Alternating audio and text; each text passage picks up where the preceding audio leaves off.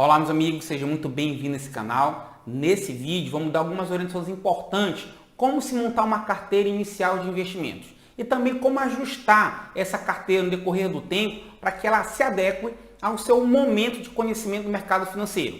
Então, esse vídeo é voltado para aquelas pessoas que não investem ou estão começando a investir agora. Antes disso, deixar claro que não é uma recomendação de compra ou de venda e também convido vocês a fortalecer nosso canal. E para isso é muito simples, basta se inscrever no canal e clicar no sininho. Com isso, vocês sempre motivarão esse canal a continuar produzindo conteúdo importante para que vocês sejam investidores melhores.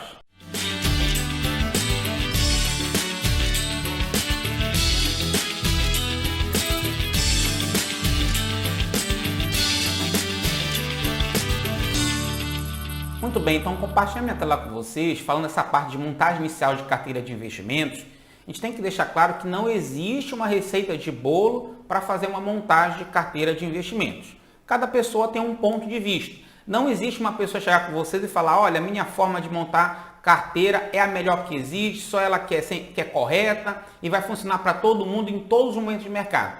Quem falar isso, com certeza vai estar mentindo para vocês. É interessante também te lembrar que toda a carteira de investimento ela tem que ter uma parte em renda fixa e variável. Por mais que a taxa de juros do país esteja baixa, a renda fixa ela é muito importante para a gente, principalmente para quem está começando no mundo do mercado financeiro. Outra coisa muito importante deixar claro, que todo produto financeiro a gente tem que ver essas três coisas: segurança, liquidez e rentabilidade. Nenhum produto financeiro vai dar 100% de segurança, 100% de liquidez e 100% de rentabilidade. Vai ter produto que a gente vai optar ter mais pela questão da segurança, outros mais pela questão da liquidez, outros mais pela questão da rentabilidade. Sendo assim, é muito importante a gente diversificar bastante esses produtos, tanto em renda fixa quanto em renda variável, para que a gente tenha uma carteira de investimentos a mais assertiva possível. Então, quais são as principais variáveis na hora de se montar uma carteira de investimento? Primeiro, a idade. Você pega um investidor que tem menos de 45, menos de 40 anos de idade, ele tem um tempo a seu favor. Então, ele pode se expor mais ao risco do que um investidor que já tem 60, 65 anos, que está mais próximo da aposentadoria do que uma pessoa que tem 35, 40 anos, que ainda está iniciando, bem dizer, o seu processo de acumulação de riqueza. Então, aquele investidor mais novo, que tem 30, 35 anos, ele vai se expor mais ao risco e, por isso, ele tende a investir mais em renda variável do que uma pessoa que já tem 60, 65 anos de idade. Outra coisa interessante também em relação à idade, que um investidor que já tem mais idade, ele não vai se expor, digamos, em renda variável, em produtos de alto risco. Então, ele tende a investir mais em quê? Em blue chips, empresas bem consolidadas no mercado, empresas que são boas pagadoras de dividendos. Esse que é o objetivo principal de um investidor de mais idade. Para um investidor que tem menos idade, tem 25, 30 e poucos anos, como ele tem um tempo a seu favor, ele pode se expor a ativos de maiores riscos, além daqueles que eu falei, e se expor a ativos tipo small caps, que são ativos que têm um potencial de valorização mais alto, mas também tem um maior risco. Tudo que tem potencial de valorização mais alto também tem maior risco. Algo que um investidor de mais idade não vai se expor tanto quanto um investidor que tem menos idade. Outra coisa importante é o perfil do investidor, que pode ser um perfil conservador, moderado ou avançado. Quem está começando sempre deve ter um perfil conservador. E você só pode mudar esse perfil quando você começa a ter conhecimento e experiência para começar a se expor mais ao risco. Então, você pega um conservador que não quer se expor ao risco, você tem um perfil de investidor que é um perfil mais moderado, então ele pode se expor mais ao risco, e você pega um agressivo que se expõe bastante ao risco. O que eu vejo com muita frequência é que muitas pessoas, quando começam no mercado financeiro, dizem, não, mas eu sou agressivo, eu sou um investidor arrojado, eu me exponho ao risco sem nenhum problema, porque o meu investimento é a longo prazo, e quando acontece um Covid da vida, fica desesperado, começa a vender tudo, diz que a bolsa é loteria. Então, na teoria é uma coisa e na prática é outra. Então, na verdade, ele nunca foi agressivo, ele sempre foi um investidor conservador, né? Outra coisa importante é o nível de conhecimento e experiência de cada pessoa. Então, tem pessoas que estão começando agora, que têm um bom nível de conhecimento do mercado financeiro, porque leem muito, estudam, fazem curso, leem livros, mas ainda não têm experiência prática. E tem o contrário.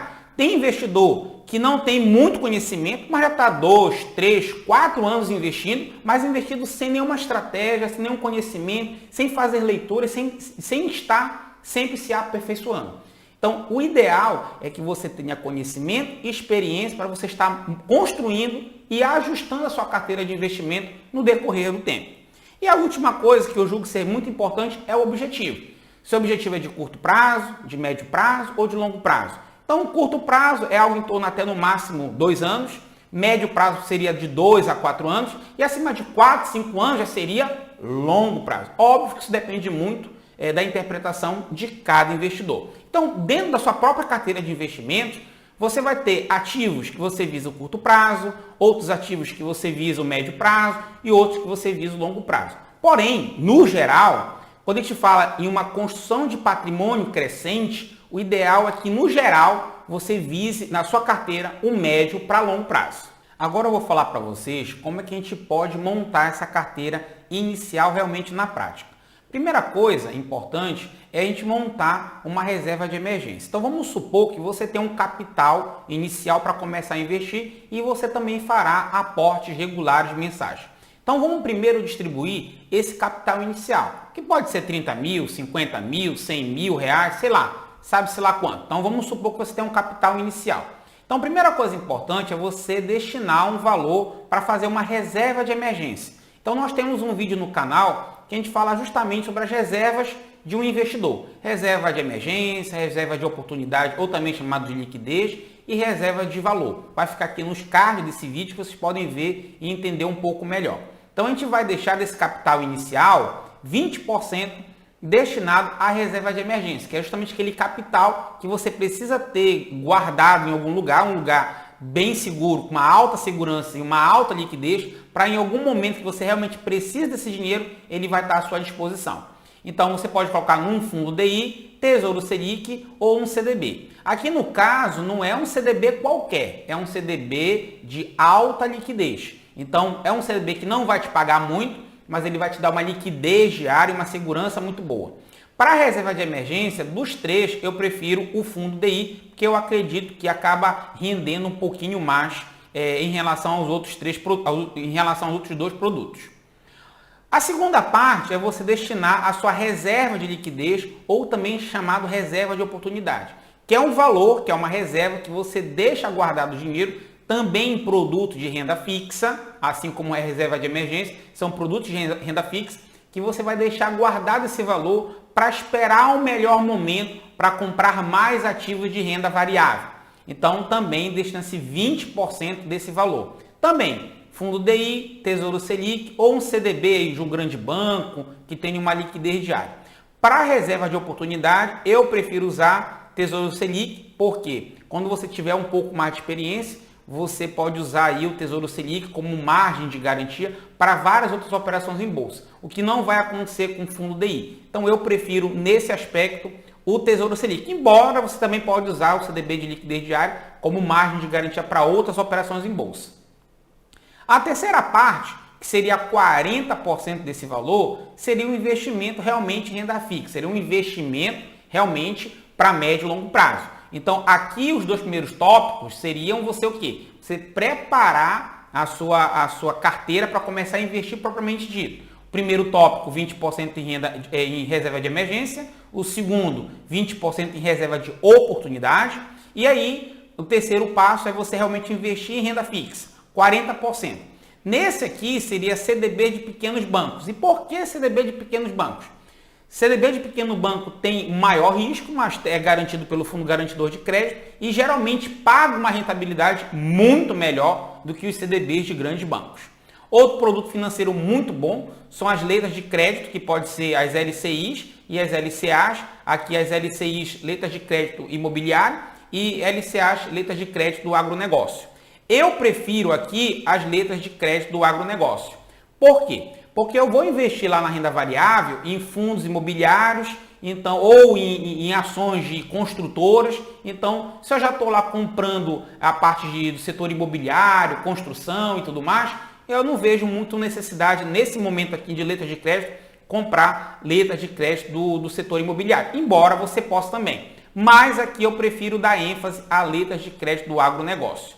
Outro local que você pode colocar também esse dinheiro é um tesouro IPCA+, é aquele tesouro que paga a inflação e mais uma taxazinha, então você investe ali pro longo prazo, então você sempre vai ter seu investimento protegido em relação, porque ele vai te pagar, ele vai te dar realmente juros real. A longo prazo ele vai te dar juros real, porque ele sempre vai estar pagando a inflação e mais um cupom, mais um juros que a gente diz, né?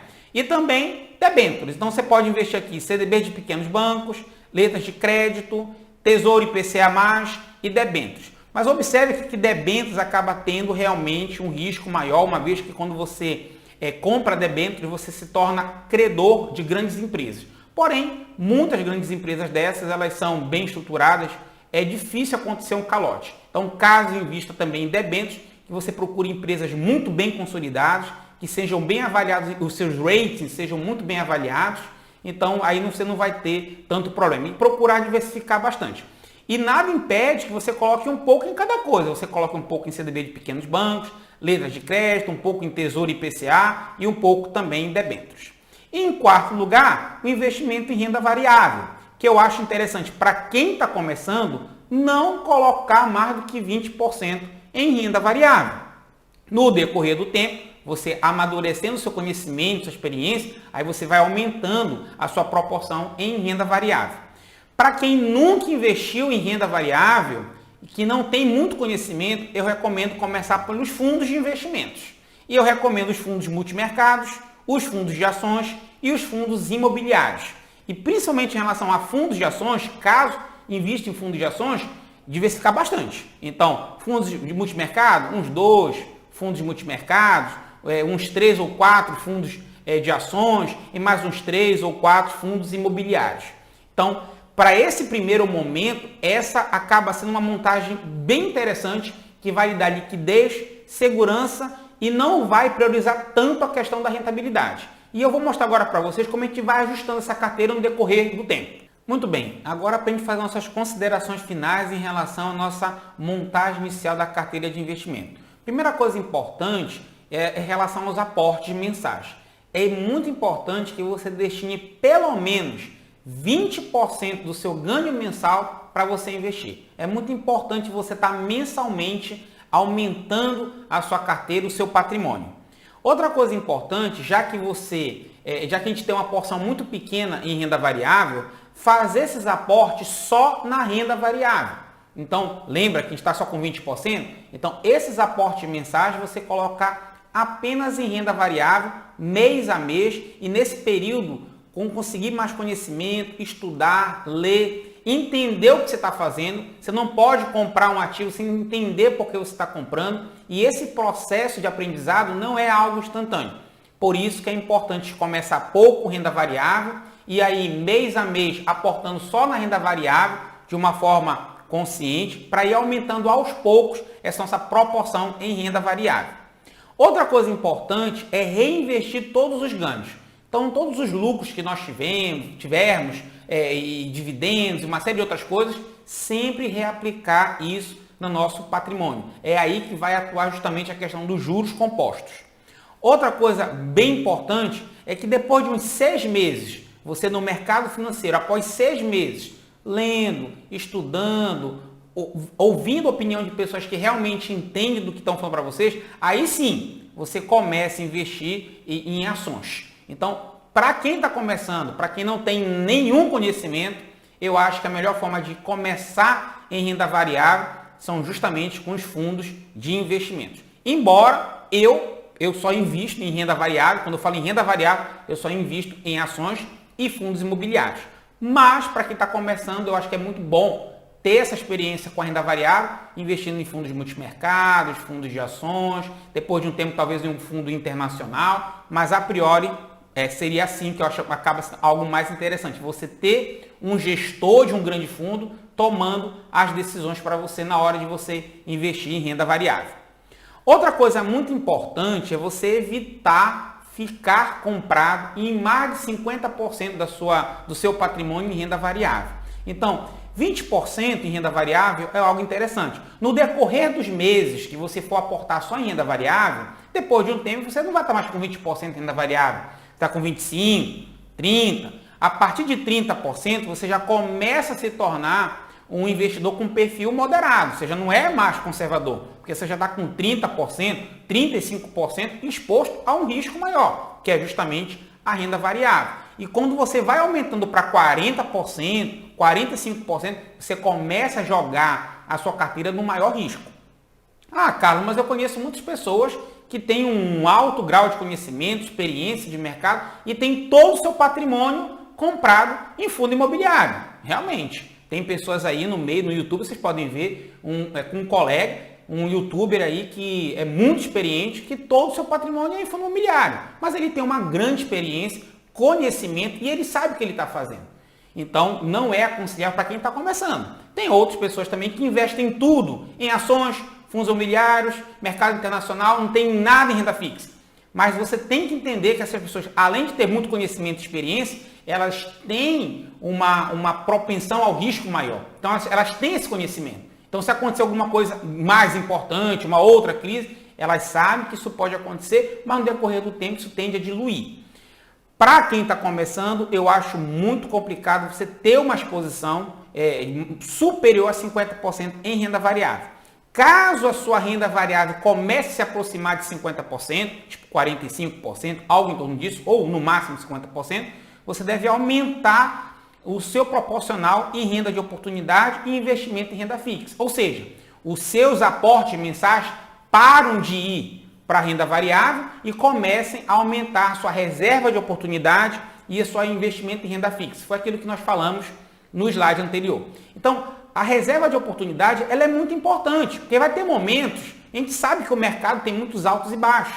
E uma vez ao ano, ou uma vez a cada 2, 3 anos, ocorre uma queda de mercado muito importante, como a gente viu aí. Não tão igual que aconteceu a Covid, mas vira e mexe acontece. E se você não tiver uma reserva de liquidez, se não tiver uma reserva de oportunidade, você não vai aproveitar essa volatilidade do mercado. Só se aproveita da volatilidade do mercado quem possui reserva de oportunidade. Então, é importante, quando você observar que a sua proporção de renda variável está chegando próximo a 50%, você parar de aportar em renda variável para você começar a aumentar o seu aporte em reserva de oportunidade e também no investimento em renda fixa propriamente dito. Para a gente finalizar, é muito importante a cada 6 meses ou no máximo um ano você tentar equilibrar a sua carteira. Então, eu estou vendo aqui que a minha reserva de oportunidade está só 10% do meu total patrimônio. Então, nesse momento, alguma coisa você tem que fazer. Ou você tem que começar a aportar mais em reserva de oportunidade, ou você tem que diminuir você tem que vender algumas posições de renda variável para aumentar a sua reserva de oportunidade. Eu estou vendo aqui que a minha renda variável está em 60%. Então, você tem que ou começar a aportar mais em investimento em renda fixa e reserva de oportunidade, ou você tem que também vender ativos de renda variável para aumentar a sua outra proporção. Então, a cada 6 meses, a cada um ano, você tem que estar equilibrando a sua carteira para que ela esteja de uma forma bem adequada. Então, espero que vocês tenham gostado desse vídeo. Isso aqui não é uma receita de bolo, não é uma recomendação de compra ou de venda. Cada pessoa tem um ponto de vista diferente, mas para quem está começando a investir, eu acho que seria interessante vocês avaliarem esse conhecimento para ver se vale a pena na estratégia de investimento de vocês. Peço que você nos ajude a fortalecer o canal, curtam, compartilhem, cliquem no sininho e até o nosso próximo vídeo.